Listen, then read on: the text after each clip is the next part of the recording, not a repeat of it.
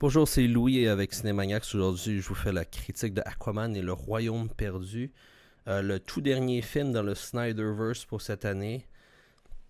Bien sûr, c'est la suite de Aquaman 2018 avec le même réalisateur et beaucoup d'acteurs et actrices venant reprendre leur rôle, dont Jason Momoa qui vient pour reprendre son rôle d'Aquaman, Amber Heard pour Mera, puis Patrick Wilson pour Ocean Master. En gros, si vous avez vu la bande-annonce, vous savez déjà une grande majorité c'est quoi l'histoire du film. Une course contre la montre pour sauver le monde, dans laquelle Aquaman est pas mal forcé de reprendre son frère comme allié pour genre sauver le monde. So, yeah.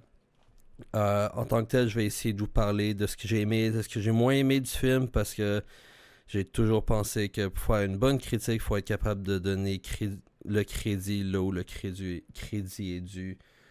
Donc, commençons tout de suite par ce que j'ai aimé. J'ai aimé que ce coup-ci, ils ne se soient pas juste concentrés trop sur Atlantis. Ils ont pas juste parlé d'Atlantis puis that's it. Puis nous montrer genre, ok, ouais, voici du monde d'autres cités, d'autres royaumes, mais genre jamais nous montrer, jamais trop nous en parler. Aujourd'hui, ils ont agrandi l'univers aquatique, ils nous ont présenté des nouvelles scènes, des nouveaux... euh, sans trop vous en dire parce que je veux pas être trop divulgaché du stock du film. So, ils ont agrandi l'univers, ils nous ont montré que l'univers était pas juste Atlantis et point final. Sur les visuels était quand même nice. C'est sûr que tout le monde va trouver quelque chose à chialer sur ça. Les visuels est toujours l'une des choses qui se fait blesser le plus possible. Personnellement, j'ai trouvé que c'était quand même assez pas si pire. J'ai trouvé que ce qui était océan et créature avait quand même bien été fait. Bien sûr, ils ont essayé d'avoir non seulement du CGI, mais aussi du prosthétique pour certaines créatures, ce que j'ai pu remarquer. Dans les bandes annonces, on les voit, c'est les créatures qui sont beaucoup plus dark, comme ce qui est présenté comme notre ennemi à ce moment-là. Euh, Malheureusement, pas mal c'est pas mal les seules choses que j'ai à dire de bien sur le film. Le vilain du film est vraiment mauvais pour ma part.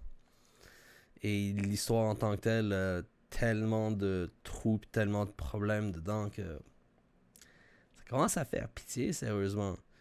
C'est sûr qu'à un certain point, surtout si on suit tout ce qui s'appelle film de super-héros, on s'attend à ce que les vilains aient ben des henchmen, ben des personnes qui les suivent, puis pour some reason, infini d'argent. Et je suis tanné de cette trope-là, malheureusement. La finale est juste terrible pour ma part. Acting était ok, yeah, je peux leur donner l'acting était quand même pas super. J'ai bien aimé aussi une chose que j'avais oublié, j'ai bien aimé les jokes qui ont craqué, j'ai bien aimé comment ils ont réussi à inclure un petit peu d'humour dans le film avec l'action, avec les interactions entre justement Aquaman et son frère. Menta est vraiment genre s'ils auraient vraiment voulu le battre, ils auraient juste pris un gun. La seule raison pourquoi Menta a réussi à se rendre si loin que ça est juste parce qu'à chaque fois qu'ils se battaient contre, ils essaient de se battre contre lui avec either le trident à main nue, puis chaque fois qu'ils avaient le jump dessus, ils poussaient dans l'eau sur une roche, puis that's it. C'est quoi ces combats plates là? Combat final, sérieusement, c'était quoi la joke rendue à ce point-là?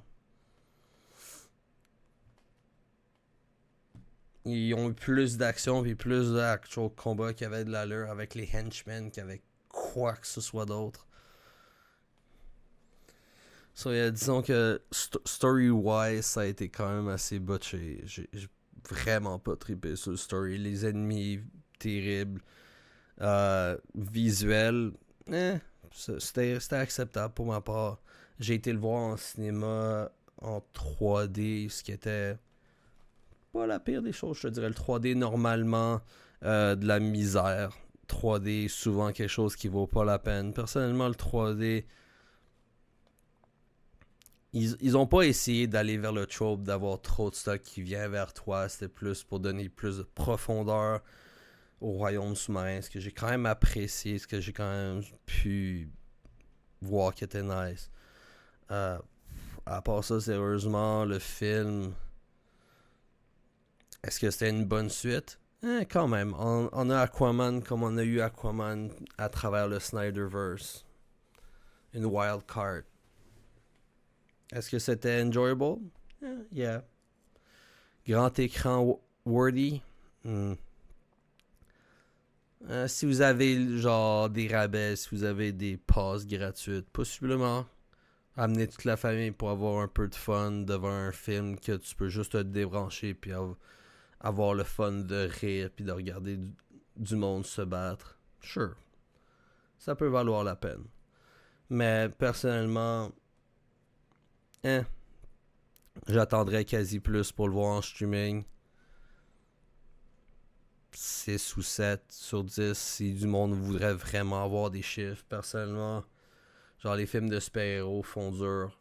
Malgré tout l'argent qui pousse dedans, la quantité de personnes qui écrivent les scripts, qui écrivent l'histoire puis tout ça, je suis vraiment surpris à quel point ils peuvent autant botcher ça.